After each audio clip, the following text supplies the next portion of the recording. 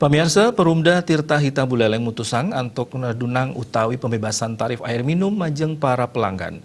Kebijakan puniki pina kecih na uratian majeng pelanggan sani keni pawesana COVID-19.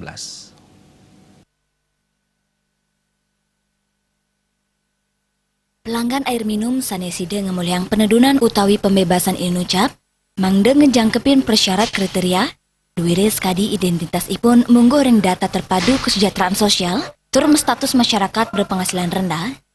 Direktur Utama Perumda Tirta Hita Buleleng, Made Lestariana, nilatarang, wenten akenyane 5 tali 316 pelanggan, sani ngemuliang penedunang tarif.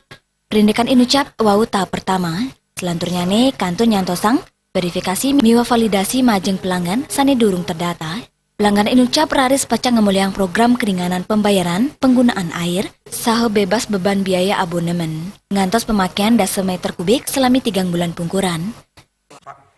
Daripada pandemi COVID-19 ini. Yang pertama kami laksanakan adalah pembebasan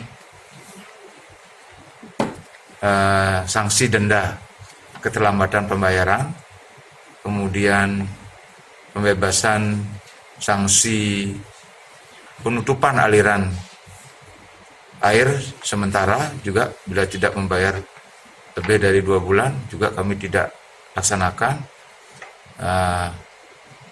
Kemudian yang sekarang adalah kami ingin memberikan pembebasan ataupun keringanan pembayaran rekening air minum dari para pelanggan.